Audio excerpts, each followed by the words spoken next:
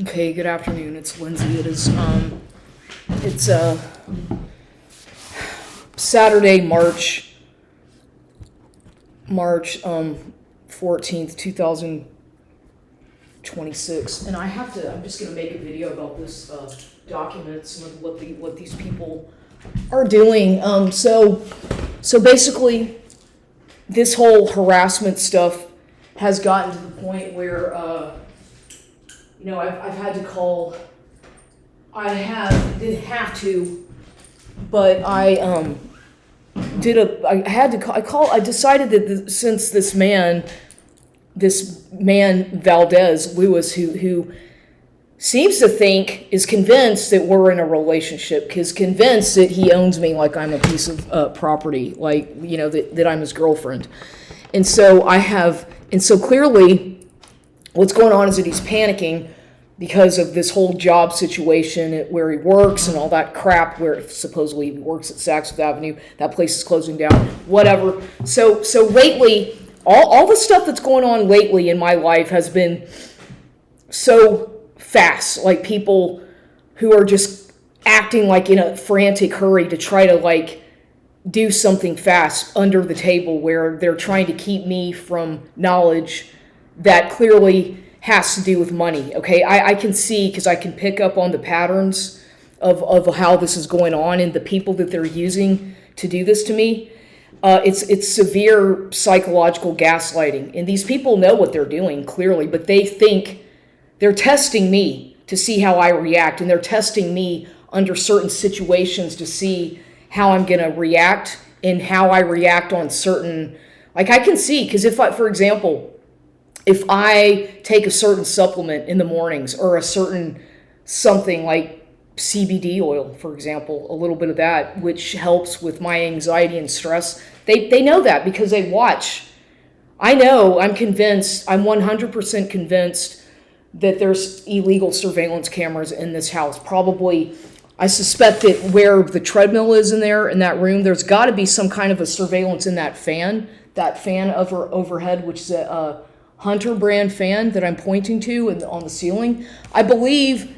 And then when I do my workout on this treadmill, they're watching me somehow with some kind of hidden cameras in that room, and in this room as well, where I do my exercises on the elliptical, and in my bedroom as well. And I know this. I can feel it. I'm very hypersensitive to this. And so basically, these people know that I have a spiritual path that I'm following and doing my own thing at my own beat, my own, following my own drum beat, whatever you want to say, how as cliche as that sounds. And they know that I do things that are spiritual, that are private to me, that I don't want anybody watching me do. And that it's my sacred, my territory, my house, my room, whatever, in my living room with my candles or my photographs of deceased relatives and incense, whatever. That's my privacy. If I want to burn incense or do whatever, that's my right. If I want to read a certain book and study a certain something or learn something, that also is my prerogative. But these people, what I'm noticing is that they're frantic as far as trying to control the outcome or control the narrative of my life via certain handlers that have come and gone throughout my life, or people that they place into my life whenever there's like a conflict or some kind of something, that they exaggerate. Okay, and here's an example. I know that I'm talking, but I have examples so I can validate myself, because that's important, is that I give concrete examples of what I'm talking about, because it's hard. The majority of people who have not experienced narcissistic abuse by somebody who's very controlling and manipulative and narcissistic, I can understand that it'd be difficult for people to begin to fathom this type of coercive pressure that I'm being put under, unless you yourself have experienced it. And a lot of people probably have, but it's hard to explain it in the proper terminology unless you're an expert in psychology or dark psychology or abnormal psychology or narcissistic abuse or whatever, it's not going to be easy to understand what I'm talking about because I don't know all the exact terminology. I'm not a professional in the league of psychology. I don't consider myself to be a professional in anything except a student of life. I learn as I go.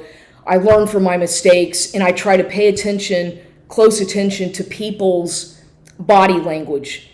What I've learned throughout my life is by observation, by watching people and picking up on their body language when they are around me and whatnot, in their eyes and whatnot. That's how I'm able to kind of read into them. I have a method of how I'm able to tap in to people's emotions, and it's usually about their body language and their eye contact with me. If they can't make eye contact, if they're fidgety, if they appear nervous or scared, I can pick up on a lot of those sensations that certain people have had around me. And I know that they can probably pick up on mine as well. It goes both ways. It depends on how intuitive a person is with their own instincts, or how open you are to these kinds of things, because a lot of people are simply closed-minded to anything that is not textbook style, in a textbook that they don't, you know what I mean? Like if you're somebody who's open-minded, you're experimental, you've had different experiences, maybe you're open to the paranormal because you've had experiences with that, or whatever your niche is, then people will gravitate towards you who understand that. Maybe somebody can understand that a little bit themselves, and those kinds of people, they'll gravitate towards you throughout your life, in different phases of your life, throughout your journey, whether it be you're starting a new path, or you're letting go of certain things from your past and trying to move forward, or you're going through trauma, a death in the family, a relationship that died. That's like a death as well. When a relationship ends or dies, that's a trauma. That's also a trauma that you have to readapt. It's always an adaptation state. There's always an adaptation stage to everything in life. When you move to a new city or a new town or a new house, you have to adapt. It's just that way. It's with everything: relationships, jobs. This is common sense, and I know that people know what I'm talking about, but I'm trying to explain it from my perspective, because of what's happening to me is very, very synchronized, and it's not just random. I'm very intuitive. I'm very in touch with my feelings. I've had I spend a lot of quality time alone to be able to introspect and analyze. I'm very analytical. My personality type is very analytical, so I'm always probably over-analyzing things to the point where I obsess over-analyzing over every little detail in everything that people tell me, and then I'll go over it over and over again in my mind to try to figure out why they said that or what exactly they are trying to say. It's called, that's kind of over-analyzing things, and I tend to do that a lot.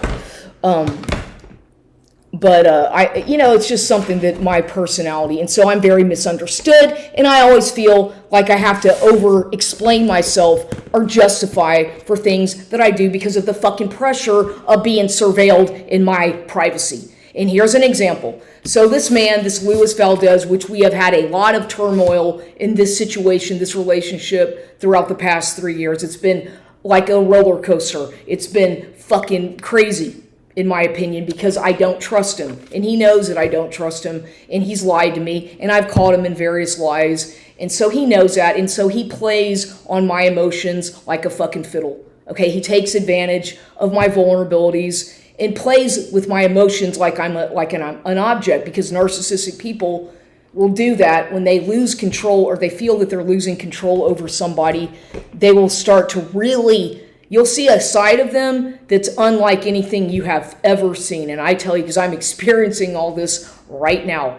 Okay, I'm watching it explode in my face, basically, because it's weird, it's intense. And that's all I can say. That's the only way for me to describe this, is that it's a very intense experience. Whenever you have called somebody out and you've exposed them, they start getting frantic. Their behavior changes a lot, whereas they were maybe at one point calm and never said much.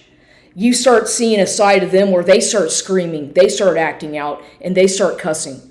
And that's what I'm watching with this man, because lately he's gotten a lot of pressure about this job situation, that he's lost his job, or that company is supposedly closing down, that Saks Avenue. So his job is eliminated and he's looking for another job and all that. So there's a lot of stress with that. Obviously, a person is under a lot of stress when they need to find another job quickly because you have whatever. But basically, he still, since I feel that whatever that job was, it still has something to do with him being contracted to be like something in my life, some kind of a something. That's obvious because all the patterns and all the synchronicities add up to him being, most likely what I suspect is that he was contracted by somebody in my own so-called family, in my family, to during that probate thing, to monitor me, to kind of keep tabs on me, because that's what people do whenever there's money involved and somebody inherited money and they don't want you to have it for whatever reason. They're going to send people in your life, if you're if they know that you're looking for a partner, you want to love, oh, Lindsay is looking for true love. She doesn't want to be alone, or she's looking for because I've been on a dating site. So they assume that like I'm so needy and desperate that they have to make sure that they choose a person in my life. Like this was no accident that this man showed up in my life when he did, this Valdez man. That was not just some random thing that he found me on a dating site. It was all orchestrated. And I see that. I see that was no accident. I see how also prior to that whole probate thing, starting in 2023 when Alan died, I talked about this before too, how I did this sketch, how I paid some psychic thing, whatever, to do some kind of a sketch, right? Some kind of a, whatever it's called, like a soulmate sketch thing, which now I don't believe in that anymore. I don't believe in soulmates. Okay, I did at that time. I was like, this is interesting. I want to see how this works. And so I paid some supposedly he's Chinese, some doctor, Mr. Wang or Wong, whatever his name is, to do, I think his name was Dr. Wang, Mr. Wang, some Chinese artist who supposedly like sketches out your soulmate or something. So I did that, and that was before that probate, before 2023. It was probably around 2022 at some point that I did that. And so this is what's so fucking, pardon my language, strange about this, is that sketch that man had done, I had it on my other computer, which is broken now, or I can't, it's pretty much, it crashed, or I can't access it, the files, and that file got deleted. But that sketch, and this was in 2022, mind you, this Dr. Wang, soulmate, sketch artist, twin flame, whatever you want to call it, he sent me a sketch, if he even did it himself, which I doubt, I don't know how this stuff works, these psychic whatever things. It's probably not even really him who did the sketch. But nonetheless, I got this sketch that looked like the man who came into my life. The sketch that I got looked exactly like the photo of this man's driver's license from like 10 years ago or something, okay? I can guarantee that sketch looks exactly like that man's, Louis Valdez, like his driver's license photo. Almost identical. And I swear to God, the portrait of my so-called soulmate or twin flame looked like him from 10 years ago from that driver's license photo, and I can guarantee you. And I was like, wow, because when I met this man in person, I was like, you look, and I said, can I see, and for whatever reason, I was like, can I see your driver's license? So he showed it to me, and I was like, yeah, it does look like that. But you see, so that was no accident. That clearly shows me that what they do is they go through some kind of a database of driver's license photos or something, and they did that on purpose because that man just happens to live in the same zip code as me and whatnot. That's not a coincidence. That's called coordinated, synchronized, government-sponsored something or the other. That's not just some random thing from God, okay? That there's a hand by somebody in that has to do with the government or something, because there's just no fucking way. I do believe in God. I do believe in spirituality, but I know where to draw the line come on. So there's just no way. There's just no way. All that stuff and all the synchronicities and the timing of him coming into my life and all the patterns and all that stuff. There's just too many things that show that he was sent into my life as a handler by somebody who's paying him or was paying him under some kind of a contract, which now, since the contract is over, right, because I blew the cover on the whole fucking operation and exposed what's going on, and ironically, Saks Fifth Avenue is all of a sudden closing down after, hello, there's got to be this is not just some random, that can't just be possible unless somebody's got a hand in this, right? It's common sense. It's common sense how that whole probate stuff, money that I wasn't told about, and this man comes in my life. No. There's too many things that show me, and I'm not going to let anybody doubt. I might be wrong on some things, and I might sound crazy and delusional or paranoid, but I validate myself because I pick up on patterns and symbols and things that other people would ignore or not even consider, but I do, because I pay close attention to these things, and I document everything. I document, and keep tabs of these things, because I see it. I see it for what it is, and nobody's going to convince me otherwise. Nobody's going to make me doubt my own reality or perception or gaslight me into doubting myself. So there's been a lot of chaos going on lately, and he's been showing up unannounced, knocking on my door, knocking on my window. We've gotten to some bad arguments, nothing violent, but it's getting to the point where it seems like it could get violent because of the way he's provoking me and pressuring me and getting angry at me and acting erratic, his behavior. And that is especially since I had discovered his girlfriend, or this woman on his Facebook, right, that he was involved with, his secret lover, who could be his fiance or whatever, that he's so much in denial about and lying about that still, which is funny. He's still lying about the fact that I figured that out, thinking that he can just act like that never happened. But it's okay to come back to me and play like he loves me and he wants to be with me, and let's play house. Let's play house, and I'm your boyfriend, and it's really bizarre the way these people try to control the narrative when you catch them in something, a lie like that. So that happened, and so now he's all frantic because his job is about to, he's not really frantic.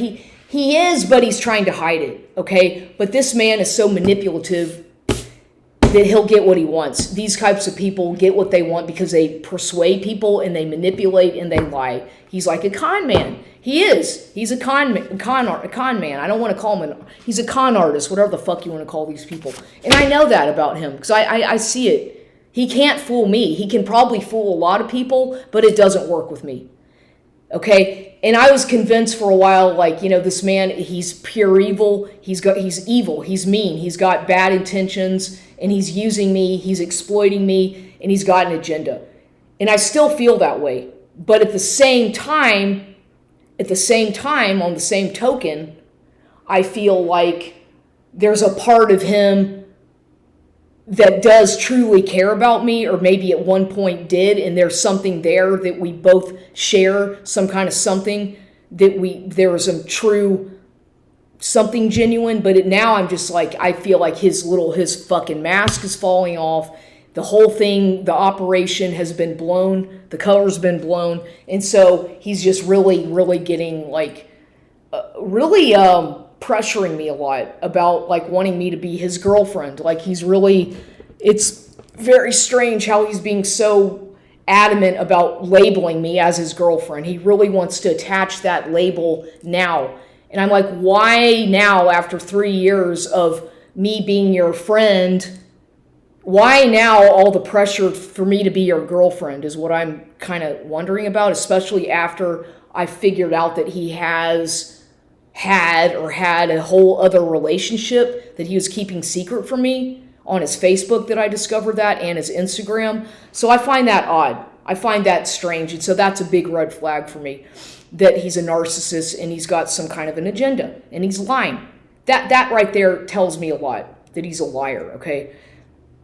And so then I was like, I don't know what the fuck I'm gonna do. This man is he's obsessed. He's obsessed with trying to control my life. He's obsessed with objectifying me, using object constancy, and treating me like I'm just somebody who's a commodity, like a commercial, like somebody that he can exploit, or that other people can exploit. Because I don't even know exactly who he knows, but I do know that the environments that he is mostly in, supposedly that he worked in, these kinds of people are very manipulative, some of them, and they're very much about, all about image and status, and about maintaining that image so that they can portray to other people that they have a lot of money, by the way they dress, by the watches they wear, or the jewelry and whatever. That's that kind of environment that this man has been in for a while, considering where he's worked for the past 3 years,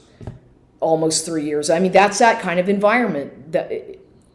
So, I'm just saying that I see his behavior, because when he's around me wearing his uniform of the shorts and sometimes a dirty, smelly t-shirt, or the clothes that he wears over and over again when he visits me, when he's not going to work, it's like he's a different person.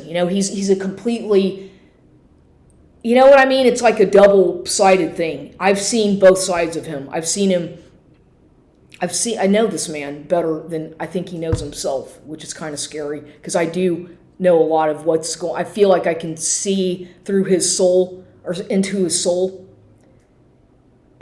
because I see a lot of pain that he has, and I see a lot of animosity and a lot of hurt and a lot of unresolved trauma from his childhood, as well as other past relationships that a lot of these people that I meet or that come into my life, they throw that at me like that. I can feel it, and I get myself involved with people that have a lot of trauma from their past. We all have baggage and trauma, but you have to work on yourself. Like, you do the fucking work and figure out what it is and do the work, which means spending a lot of quality time by yourself, not socializing, not going out and fucking drinking at bars, not partying.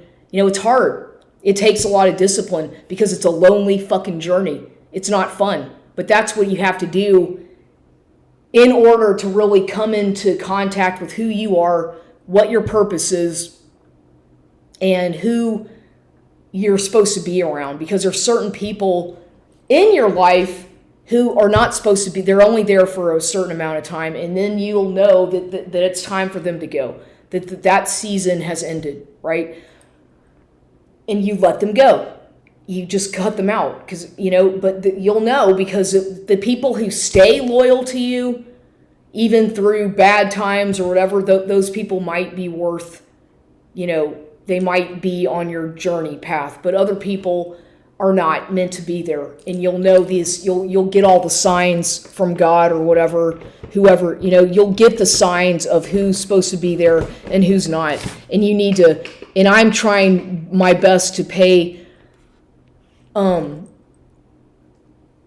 attention to my intuition and my instincts, so that I don't continue to let people control my life and dictate who I am, when I know how to. I don't need the definition or to be put in a category of what I'm supposed to be doing or who I should be, because nobody has a right to do that to anybody.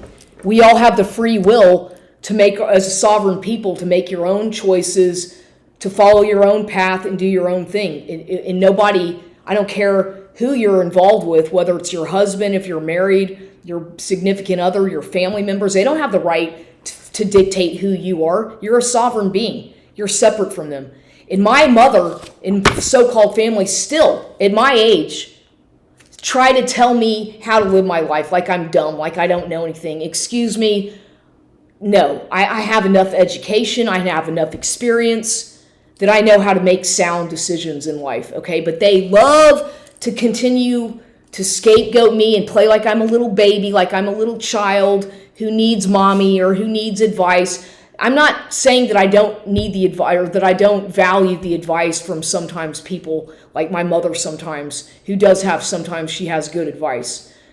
But I don't need people to tell me how to live my life. And that goes for anybody. I don't care if she's my mother. I don't care if it's my husband if I were married, which I'm not, or a boyfriend or a best friend. I don't need them. They can give me advice and I can take it or leave it and take bits and pieces of it, but I don't need anybody to dictate who I am, which is what seems to be the situation in my life. Is a lot of people insist on being a part of my life when maybe I don't want them in my life anymore. Maybe I want to do my own thing and I don't want them anymore, and they can't accept no for an answer, you know?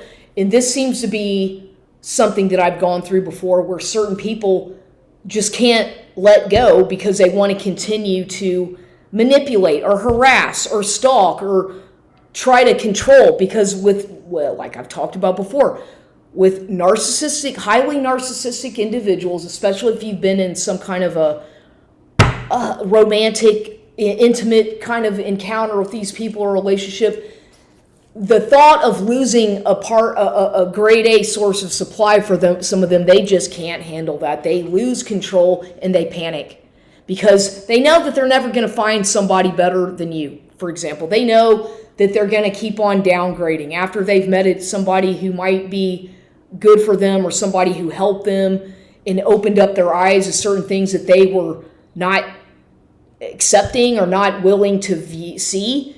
And once they know that that person is gone or stepping away, they fucking go crazy.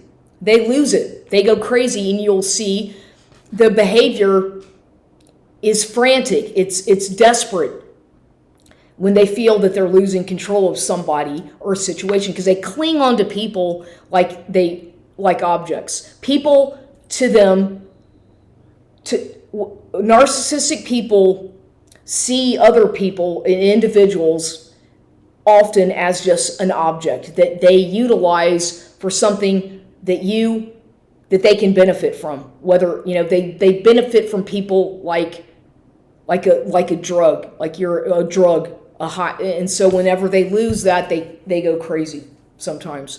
And then they flip the narrative and say that you're the one, they change it around to make it look like you're the one who's chasing them. No, I don't fucking chase anybody.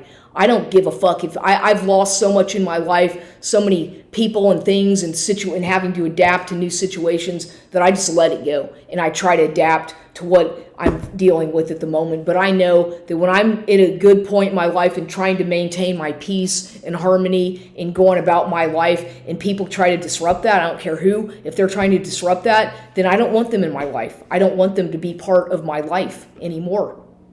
Because I don't need that kind of distractions or people to try to manipulate me or try to shame me or embarrass me or try to humiliate me publicly or privately. I don't need it, and I don't want that. So yesterday, I'll just say, I was like, okay, he shows up. I don't even want to fucking talk about this because I'm going to talk about it now for my own documentation. But he shows up, and unannounced, uninvited, and I had told him, leave me alone, because a couple days ago I got so angry at him because he was provoking me and distracting me and harassing me on my property that I waved a knife through the kitchen window in there to warn him, don't fuck with me, don't bother me, because I have a weapon. I will hurt you. I will kill. I got so angry because of his provoking me and showing up like this, knowing good and well that I've got things to do. I've got to look out for myself and take care of my own fucking health, okay? And so I scared him with the fucking knife. I scared him away. I did. I actually, he got scared, or he probably wasn't scared, but then he started. But I warned him, don't fuck with me, because I do know how to defend myself, and I will defend myself. And he said, I'm going to record this and give it to the police. I said, go ahead and fucking record it. Do what you want to do. But you know what? Go ahead and record it. And so that happened about 3 days ago, 3 days ago. And then yesterday he shows up and I didn't answer. I didn't let him inside. And then we got into an argument through the window, through the front door over there, that door that he peeps his head through. And so I called the police. And did a report. And they treat it like a joke. I realize, maybe not a joke, but they're not going to do anything. Now I've finally accepted that unless you're actually being physically assaulted in your own home or on your property, that somebody's trying to attack you, they're not going to. You can do a report over the phone. They can come over and do a report. But if it has to do with anything that's coercive abuse or psychological abuse, where you fear for your safety because this person is manipulating you and using blackmailing, coercive abuse, they're not going to do a fucking thing about it. They will not do a goddamn thing about it because there's no proof of any sort of physical harm. And with police, it's about physical. Have they stolen something? It's always either about something they stole in your house, or did they break in through your house, or if there's some kind of a assault, physical assault, violence. And there's nothing like that in my situation. I have never been physically, assaulted, with violence by this person or anybody in a long time, actually. But he's never tried to do anything like that. But I fear that because his being so demanding and he's so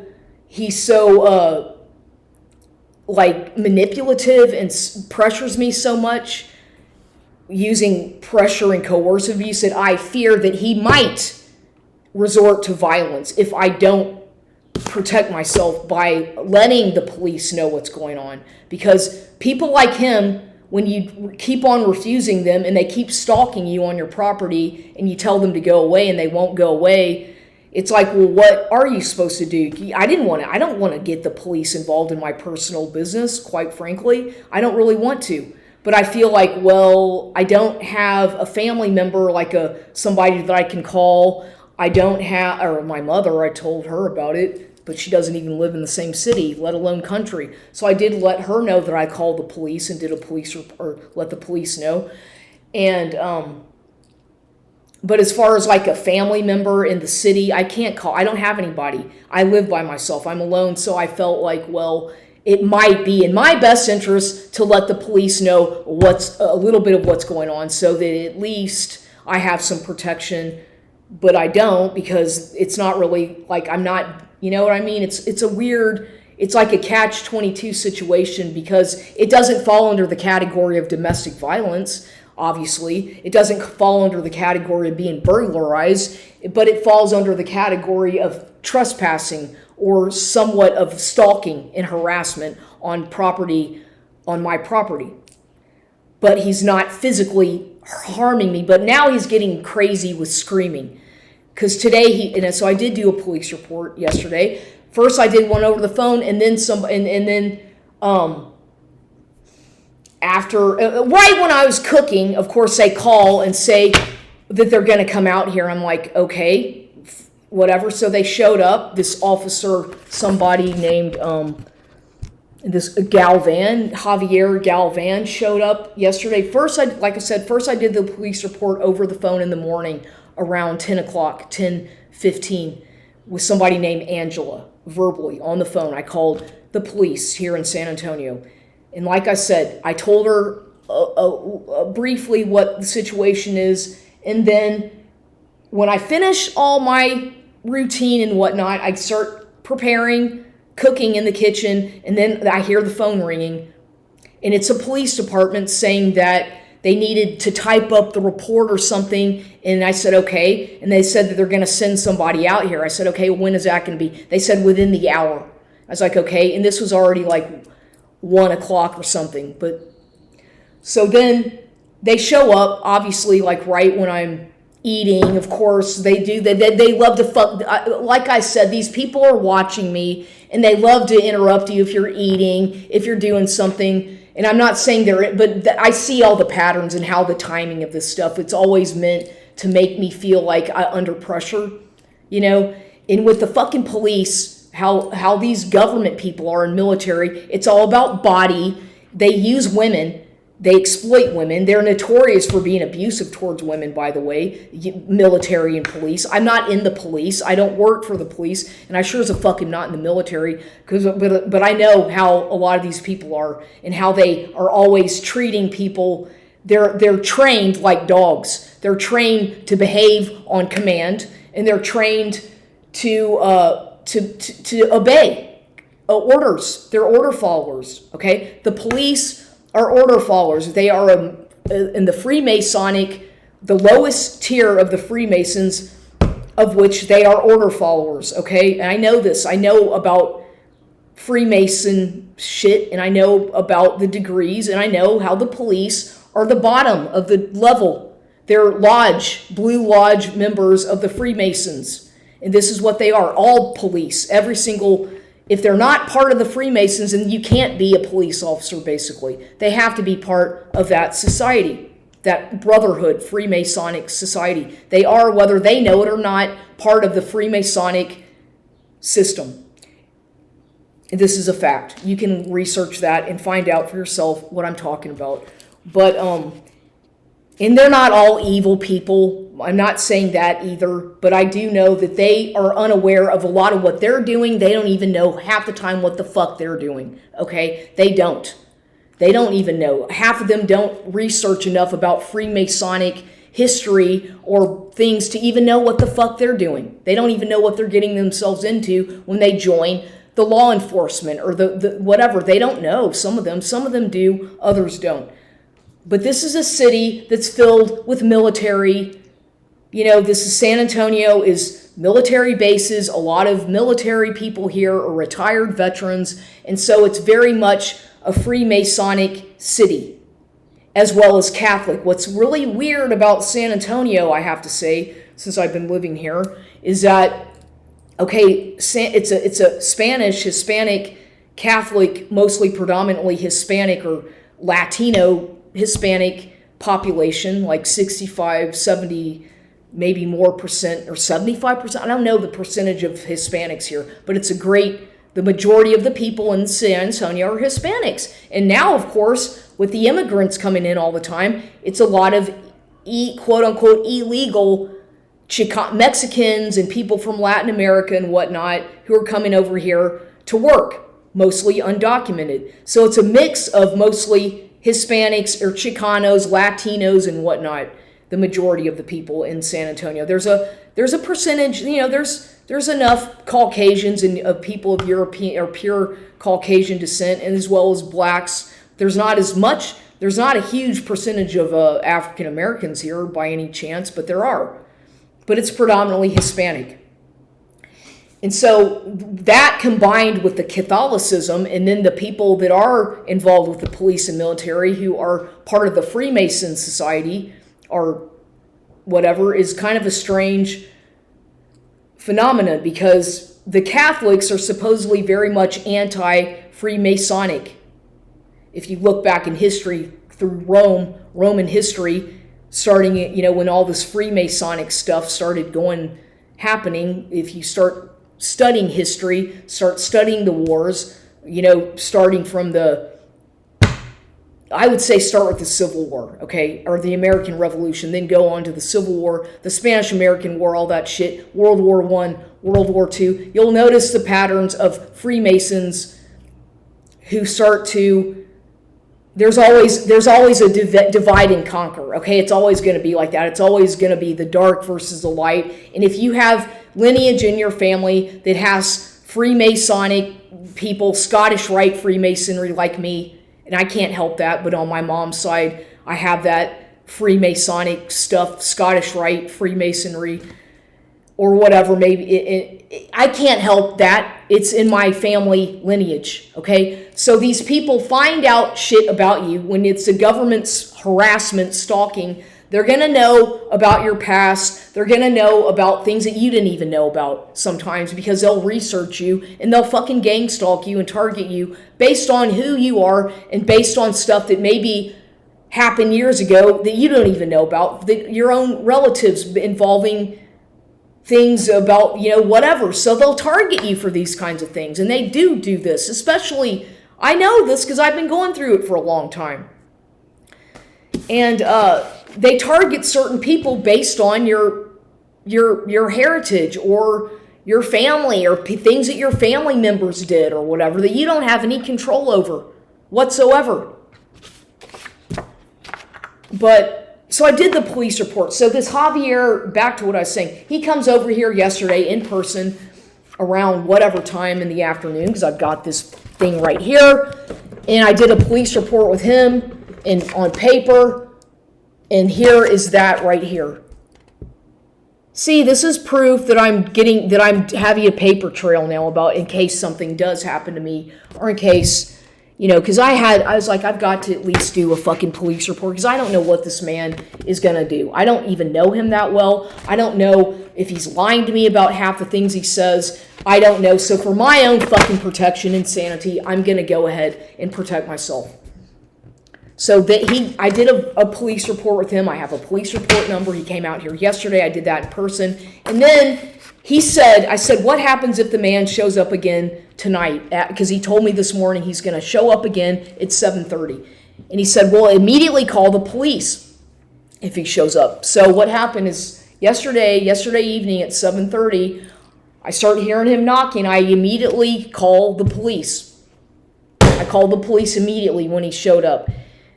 And I started telling her while he's knocking on the door, hey, baby, let me in, baby, baby, I need you, baby, all this baby shit. He's knocking on my front door and knocking on my window in my room, and I'm just ignoring him, talking quietly to the police dispatcher person or whatever. And this was around 7:30 last night after, mind you, I'd already done the written report in person with this Javier Hispanic guy yesterday on my front porch. And so then when I was talking to her on the phone, she's like, well, do you want somebody to come out there? And I said, no, I think he already left. I said, because I talked to her for a good 10 minutes while he was here, and then I went and looked, and his car is already gone.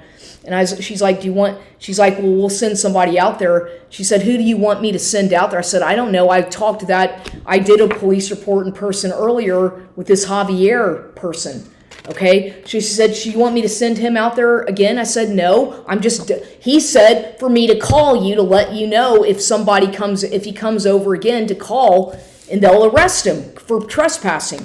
I don't think he fucking knew what he was. I think the guy was a rookie. This Javier guy probably didn't know much. He was probably new, he looked like he was maybe 25, 30 years old, a young guy.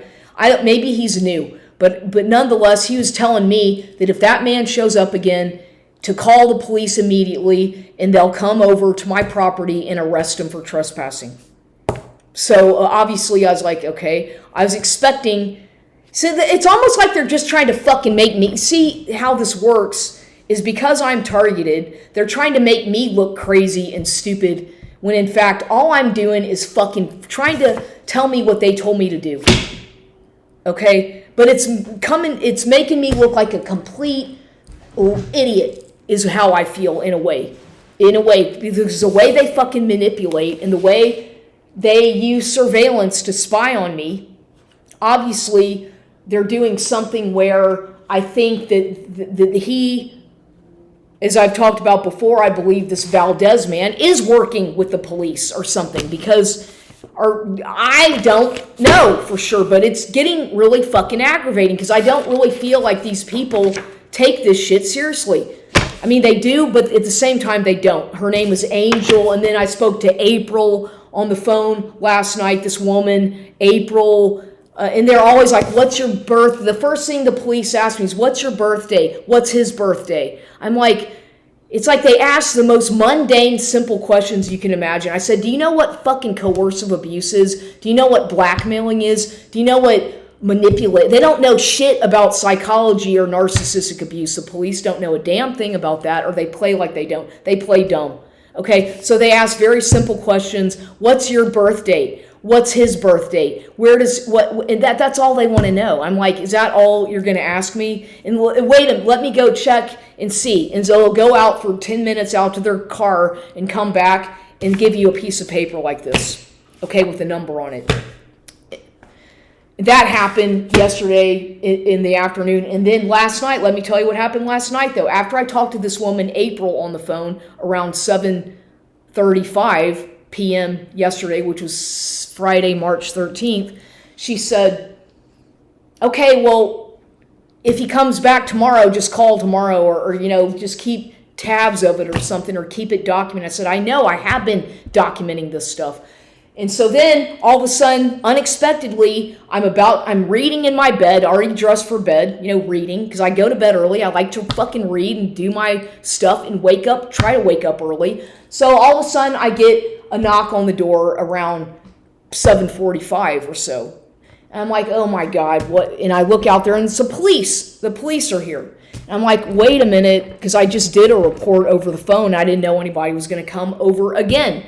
So they showed up, but this time it was, and this is what's really messed up, what I noticed is that it was a police officer who I saw yesterday in the afternoon, the same police officer who was with this girl.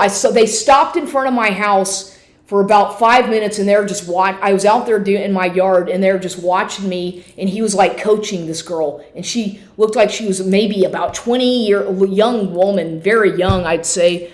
I don't know. She looked like maybe 20 years old or 20. I don't know.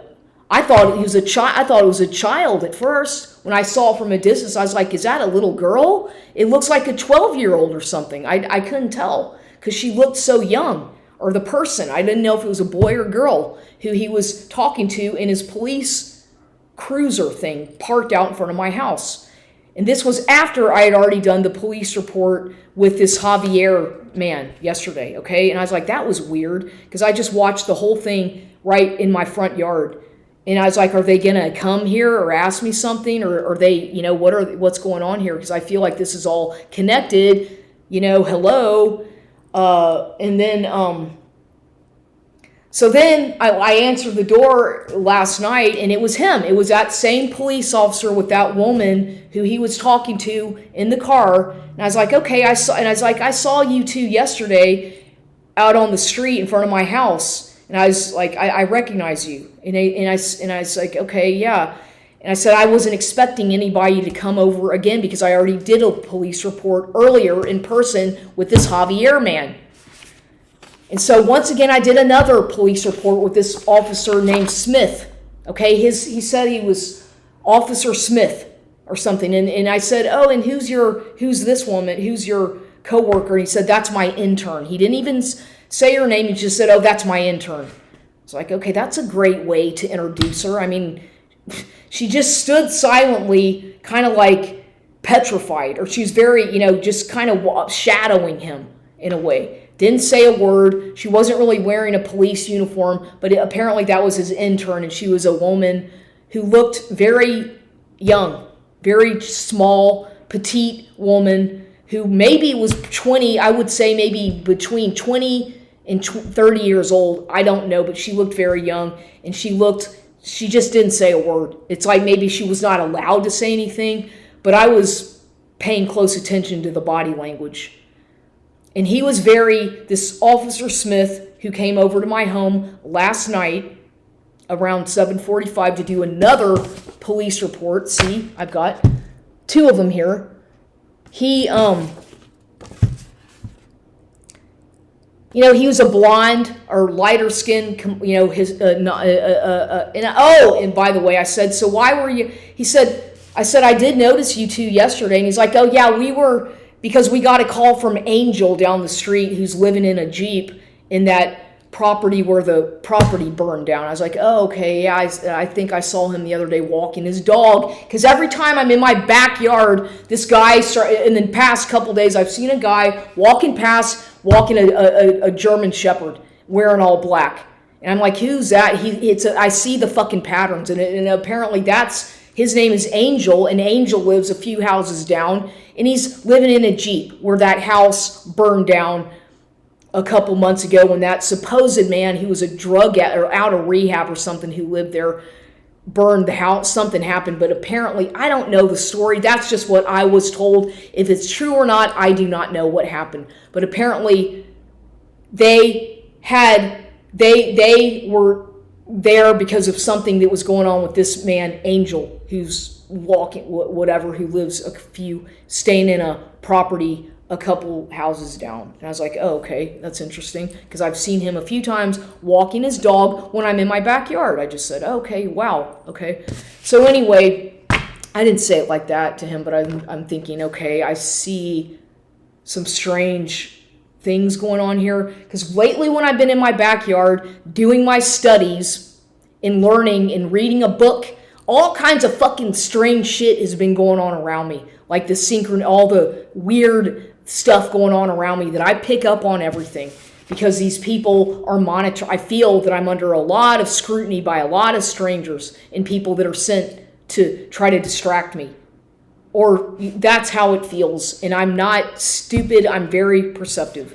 And I don't need to validate my own perceptions about what I see going on around me. Especially lately. Especially in the past couple weeks. And so I have 2 police reports. I told him again I told these people that he's basically stalking me. He's coming on my property uninvited. And they're like, well, you can't do anything about it unless he's physically hurting you inside your house or doing anything. I'm like, yeah, okay, well, whatever. So that's true. Just so you know, if you're being harassed or somebody's obsessed with you, the police aren't there's nothing, they just basically report it to some kind of a community,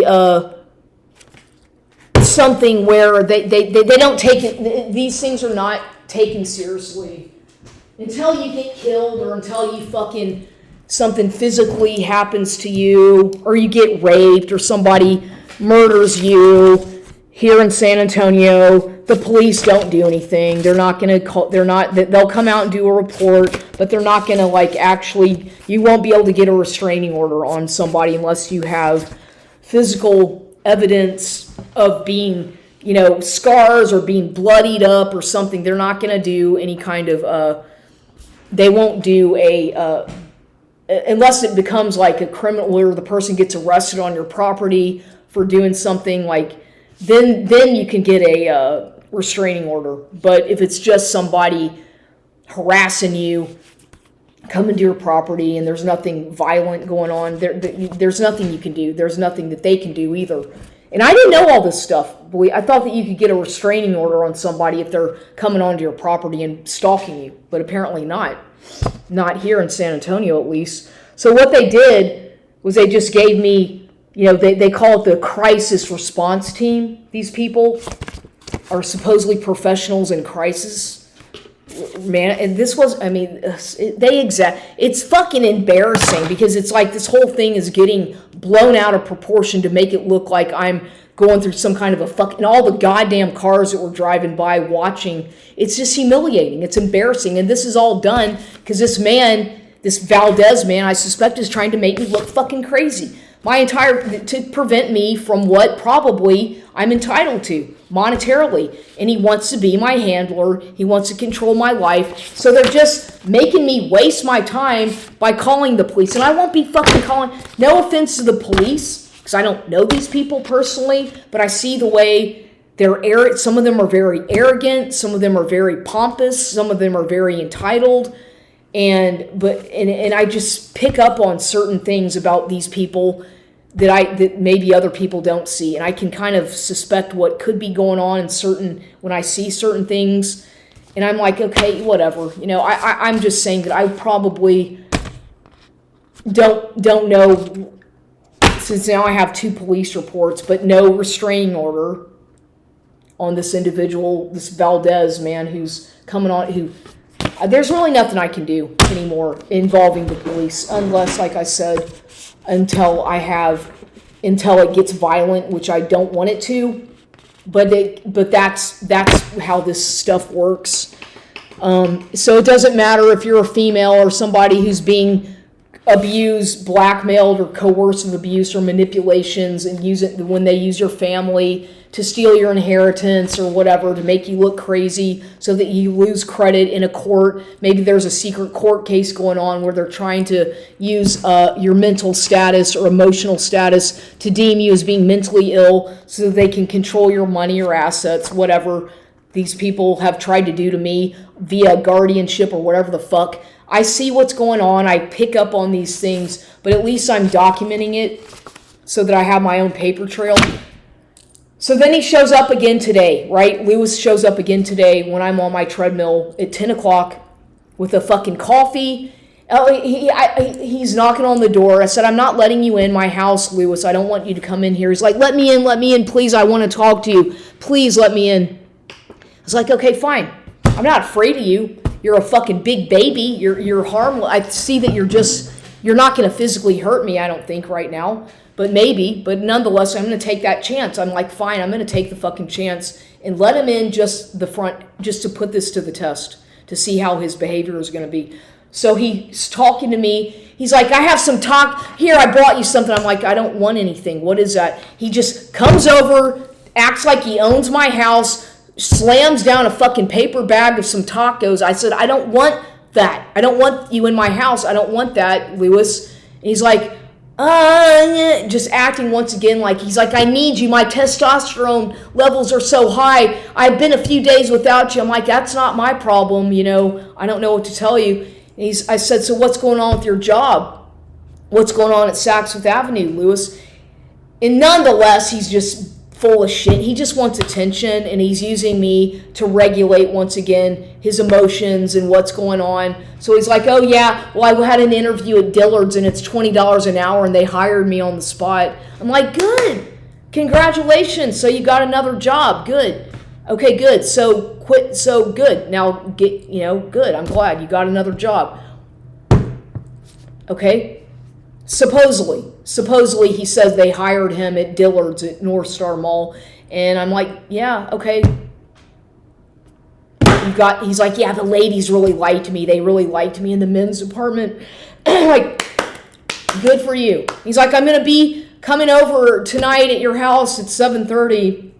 And I'm like, I don't think so. I'll probably be busy, Lewis, but you can, So nonetheless, I'm just documenting what's going on. I just find it almost amusing now how he's so controlling. And he started calling me a narcissist and this, that, and the other. It's like all of a sudden he's educating himself about narcissistic abuse and acting like he is a professional. And then, by the way, before I let him in, I didn't want to let him in. He started screaming at me and cussing and saying, let me in. You're making me crazy. He started just going crazy out there, shouting on my front porch. And I didn't react. I was just very calm. I didn't film it, but he started going ballistic, screaming, trying to cause a scene, getting really loud and obnoxious. And this was this morning around 10 o'clock, raising his voice at me, threatening me to let him in my house, and this, that, and the other.